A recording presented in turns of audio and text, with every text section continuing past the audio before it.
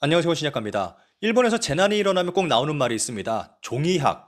일본 국내에서도 종이학 좀 보내지 말아라 라는 말이 나오곤 합니다. 그런데 종이학을 넘어선 구호품을 보낸다면 어떻게 될까요? 동맹국이라고는 생각되지 않는 일본인에 대한 미국의 입국 관리에 심한 대응.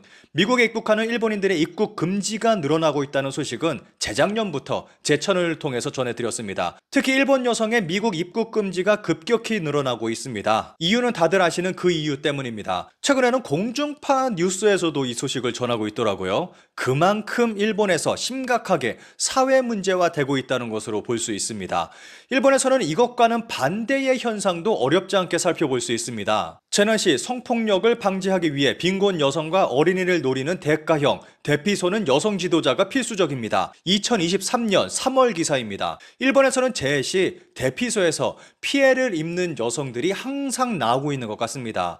이런 피해는 2021년 동일본 대지진을 통해서 일본 사회에 공론화되기 시작했습니다. 기사 내용을 짧게 살펴보겠습니다. 내용이 충격적입니다. 피난처 리더가 성관계를 강요. 남편이 지진재해로 사망, 딸과 피난처에 피신했다. 대피소 지도자가 성행위를 강요. 거절하면 여기 있을 수 없게 된다. 딸에게 피해가 간다. 라고 해서 마지못해 응했다. 피난소 리더 격의 남성을 포함해 복수의 남성으로부터 폭행당했다. 반항하다 살해당해도 바다에 버려져 쓰나미 탓으로 돌릴 두려움이 있어 아무에게도 말할 수 없었다. 동일본 대지진으로 여성들이 입은 성폭력 피해의 일단이다. 마사이 씨와 국내외의 전문가 등으로 발족시킨 동일본 대지진 여성 지원 네트워크가 직접 피해를 목격한 사람이나 상담을 받은 사람들을 대상으로 2011년 가을부터 앙케이트를 실시. 접수된 82건 중 남편이나 교제 상대에 의한 폭력이 45건, 그 이외의 폭력, 주로 성피해는 37건이었다. 피해자 연령대는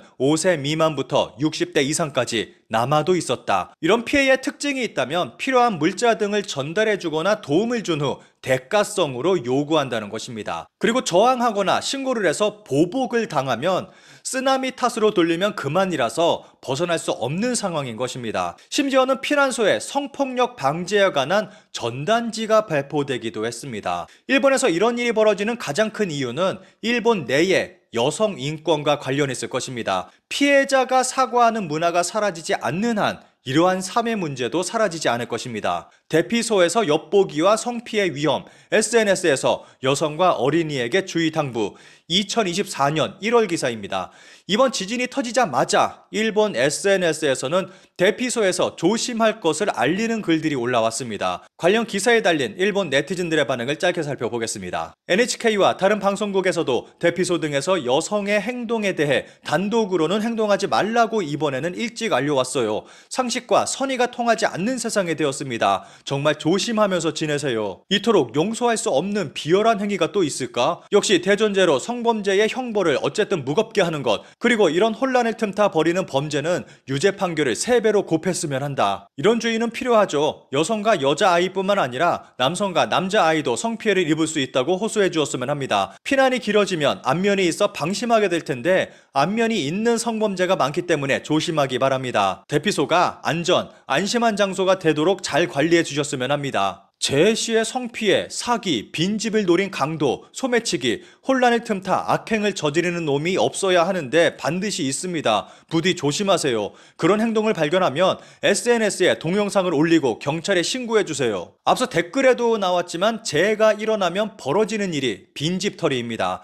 이번 지진에 크게 화제가 됐던 자판기 털이가 있습니다. 1.1 대지진, 자판기 파괴, 피난민 위한 음료수 확보 위해 지진이 일어난 1일 밤 한 고등학교 자판기가 털리는 일이 있었습니다. 언론사의 취재로 알려진 사실은 피난소에 음료수를 확보하기 위해 자판기 관리자에게 연락해 허락을 구하고 음료수를 가져갔다고 합니다.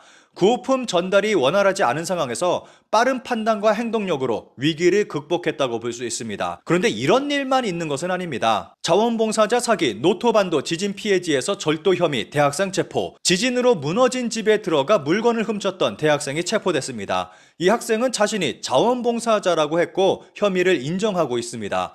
주택에 침입해 고급 귤 6개, 시가 3,000엔 상당을 훔친 혐의를 받고 있습니다. 귤을 가지고 나오던 것을 인근 주민에게 발각됐고 그 자리에서 잡혔다고 합니다. 피난소 범죄에는 침묵하지만 귤을 훔친 건 그 자리에서 잡아버리는 놀라운 일이 벌어지고 있습니다.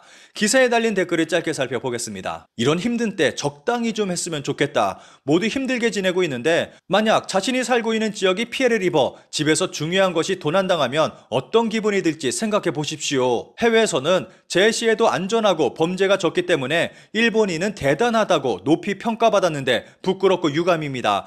이 건뿐만 아니라 곳곳에서 빈발하고 있는 것 같고 세계를 향해 일본인 전체의 평가를 떨어뜨리는 언어도단적인 행위입니다. 만약 긴급 피난적인 사정도 아니고 정상 참작의 여지가 없는 범죄라면 절도죄라도 2배의 중죄로 했으면 좋겠습니다. 대학생이나 돼서 이런 짓을 하다니, 그리고 사회에 나가다니 세상 끝이네요. 일손은 아무리 있어도 부족한데 피난하시는 분이 안심하고 피난 생활을 할 수 있도록 경비도 전담반에서 강화해 주었으면 합니다. 쿠마모토 지진 때도 도둑이 많이 들었다. 다른 현번호의 차, 공설 자원봉사자가 아닌 사설 자원봉사자, 구조 끝난 가옥은 주의 필요. 아직 자원봉사자 모집을 안 했을 거다. 위험하니까. 응원 경찰과 지역 소방단의 세세한 순찰 필요. 성선설만으로는 안 된다. 그런데 이런 재해지에 종이학 수준을 넘어선 구호품을 보내면 어떻게 될까요? 텐가를 한 손에 피해 지역 지원, 렌고쿠 코로아키와 가치 채널이 표명한 충격의 지원 내용의 절구. 일본의 어느 유튜버가 지진 피해지에 보낸다며 공개한 구호품이 논란이 되고 있습니다. 문제의 유튜버는 지진 피해지에 구호 물자를 보낸다며 방송을 통해 지원 물자 후원을 받았습니다. 지원 물자는 꽤 많이 모였고 응원의 목소리도 이어졌습니다.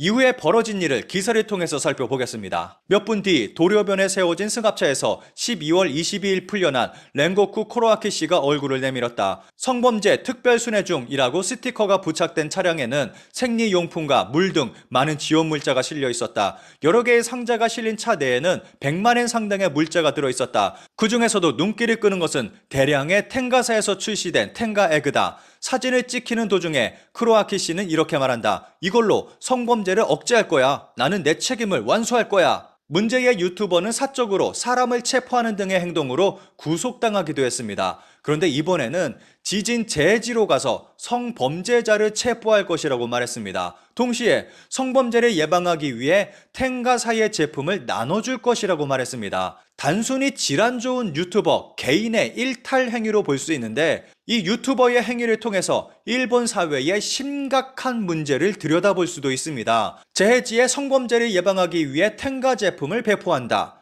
성범죄자를 체포한다. 라는 것은 그만큼 일본 재해지의 성범죄가 심각하다는 것을 말해주는 증거라고 생각합니다. 문제의 유튜버는 텐가 제품을 들고 재해지에 도착했다고 알려왔고 재민에게 전달된 것으로 보입니다.